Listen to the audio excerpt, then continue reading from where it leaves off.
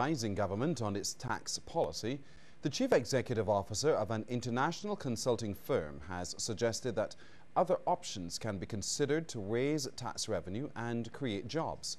He is Phil Walker, the CEO of Summers Wood Limited, who was the guest speaker at the Barbados Chamber of Commerce and Industry's July Business Luncheon at the Hilton. The 1930s recession in America, how did they get out of that recession? Well, how they got out of the recession, the irony was they invested. They invested in infrastructure, in roads and buildings.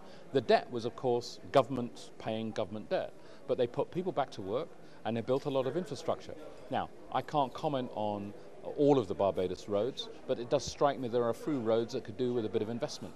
That might be something that stimulates the economy. People then have a job. Guess what? They earn money, and guess what? They pay taxes, and the taxation revenue goes up. So there are more ways of raising tax revenue. Mr. Walker, who was born in Barbados but migrated 40 years ago, acknowledged that taxation is a major problem which governments around the world are trying to address. Taxation is a problem of all major Western economies, and governments are trying to raise revenue in various ways. And sometimes small increases in taxes on odd things. I'm aware of the recent tax rise you've just had and the outcry that it has caused. I think politicians might have to sit down and reflect and look at it and ask the question, is this an effective way of trying to address the issue that pertains to the local economy? A local manufacturing company has just won a major multi-million-dollar contract, beating out some of the best-known household brand names in the world. The deal for Caribbean LED lighting comes at a time when it is already growing at a phenomenal rate. Kent Jerson has the details. Caribbean LED lighting in Lower Estate is bucking the general corporate trend of contraction and cutbacks. The company, which manufactures LED lights, has been expanding at a phenomenal rate and is poised to do even better. It has just secured a contract worth millions of dollars, and if that's not impressive enough, consider this: it was competing against some global powerhouses. CEO Jim Reed explains. I just heard last night that we won a major contract. It's worth probably about $11 million to us across the Caribbean, and we're against Panasonic, Philips and Samsung. Now, many of your viewers will know those three names as household names. We beat them.